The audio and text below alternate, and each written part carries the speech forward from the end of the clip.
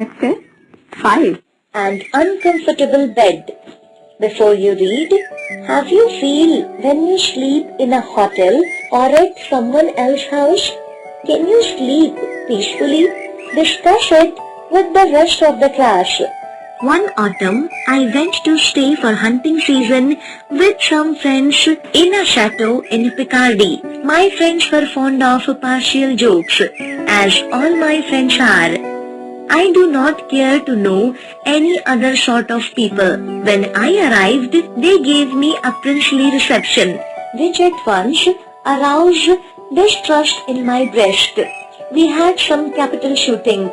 They embraced me. They cajoled me, as if they expected to have great fun at my expense.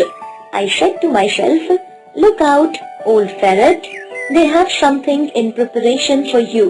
During the dinner, the mirth was excessive, far too great, in fact. I thought, here are people who take a double share of amusement, and apparently without reason. They must be looking out in their own minds for some good bit of fun. Assuredly, I am to be the victim of the joke. Attention! During the entire evening, everyone laughed in an exaggerated fashion. I smelled a partial joke in the air, as a dog smells steam. But what was it? I was watchful, restless. I did not let a word or a meaning or a gesture escape me. Everyone seemed to me an object of suspicion, and I even looked distrustfully at the faces of the servants. The hour rang for going to bed, and the whole household came to escort me to my room. Why? They called to me, "Good night." I entered the apartment, shut the door, and remained standing, without moving a single step, holding the wax candle in my hand. I heard laughter and whispering in the corridor. Without doubt, they were spying on me. I cast a glance around the walls, the furniture, the ceiling, the hangings, the floor. I saw nothing to justify suspicion. I heard persons moving about outside my door. I had no doubt they were looking through the keyhole. An idea came into my head. My candle may suddenly go out and leave me in the darkness. Then I went across to the mantelpiece and lighted all the wax candles that were on it. After that, I cast another glance around me without discovering anything. I advanced with short steps, carefully examining the apartment. Nothing. I inspected every article one after the other. Still nothing. I went over to the window. The shutters, large wooden shutters, were open.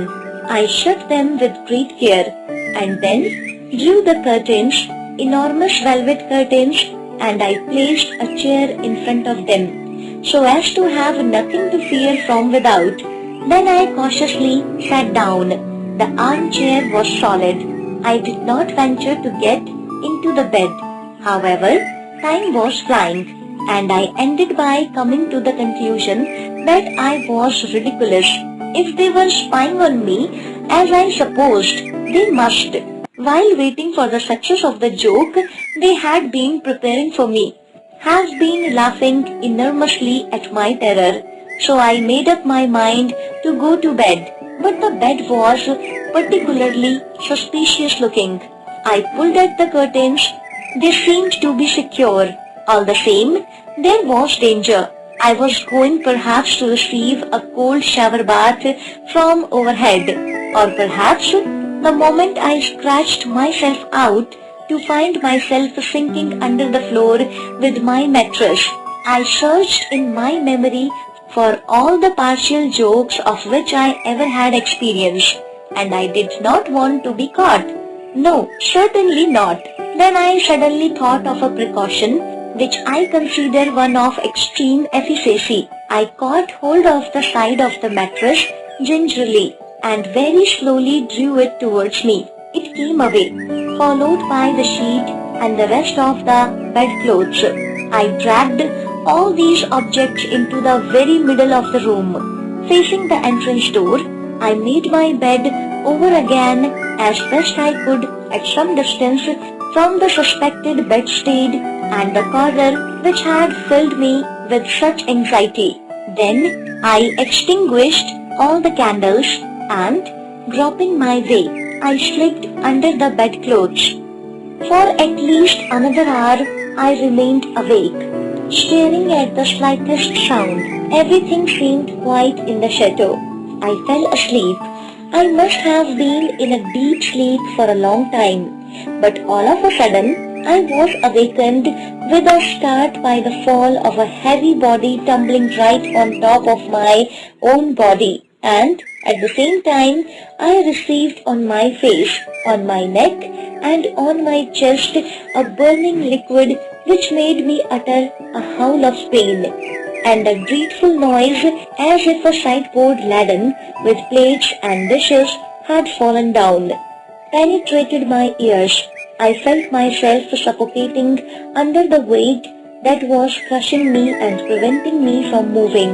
I stretched out my hand to find out what was the nature of this object. I felt a face, a nose, and whiskers. Then with all my strength, I launched out a blow over his face, but I immediately received a hail of cuffings which made me jump straight out of the soaked sheets and rush in my nightshirt into the corridor, the door of which I found open. Oh stupor! I was broad daylight. The noise brought my friends hurrying into the apartment, and we found sprawling over my improvised bed the dismayed valet, who, while bringing me my morning cup of tea, had tripped over his obstacle in the middle of the floor and fallen on his stomach, spilling, in spite of himself, my breakfast over my face. The precautions I had taken in closing the shutters and going to sleep in the middle of the room had only brought about the interlude I had been striving to avoid. Ah, how they all laughed that day! Chapter 5. And uncomfortable